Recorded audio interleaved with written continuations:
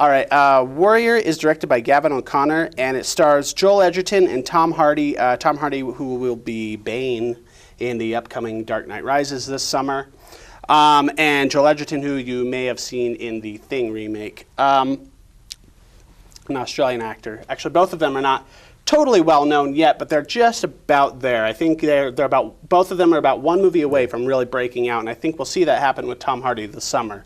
And basically what this is about is we have two different brothers who live in a broken family. The mother has died of cancer a few years before the movie takes place. Their father's played by Nolte, who's a recovering alcoholic who's trying to reconnect with his sons now that the mother is gone, and neither of them really have any kind of use for him. Tom Hardy's character, named Tommy, who's changed his last name to Reardon after he went to the military, he wants his father to help train him for MMA fighting, but other than that, he basically doesn't care about him. And Brendan Conlon, played by Joel Edgerton, is a physics teacher, high school physics teacher who used to fight, and now that he's losing his money and possibly losing his job and trying to get his house, trying to keep his house, he decides to go back into MMA to be able to make some extra money. And you have these two different plot threads throughout the whole movie dealing with the brothers who don't talk. This whole family doesn't talk. So because of this lack of communication, what ends up happening is they both sign up independently without knowing the other one's doing it, sign up for the same tournament.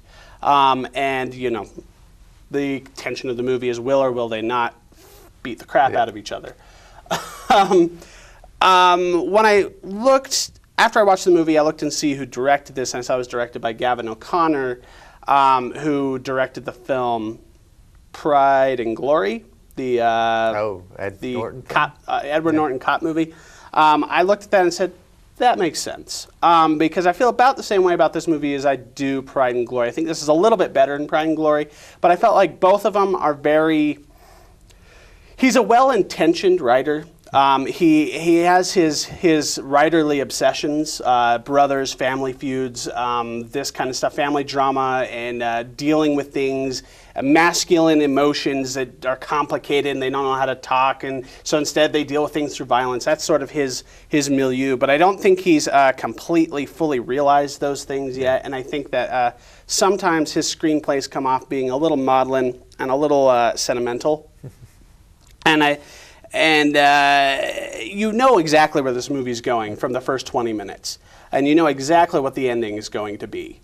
And because of that, I felt like I was always a little undercut from the emotions that he's trying to portray. I feel this movie reminded me a lot of The Fighter that came out last year, dealing with a lot of similar ideas, brothers, family, fighting, etc., so on and so forth.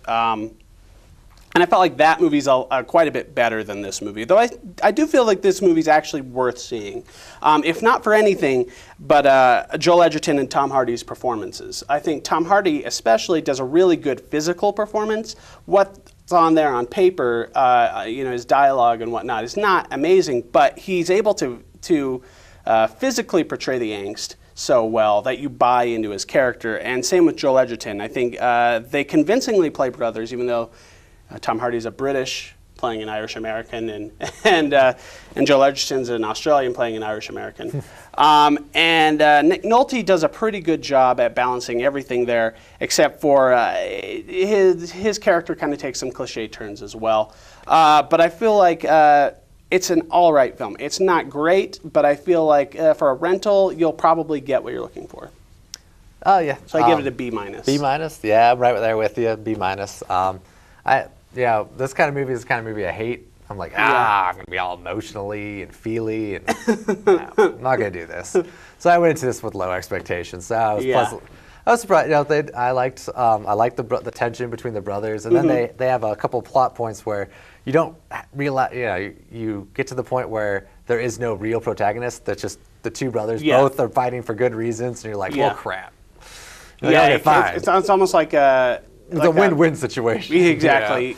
Whoever wins, there's you're gonna get happiness in the end. It's like okay. or not happiness, which is probably the cleverest turn in the plot. Yeah.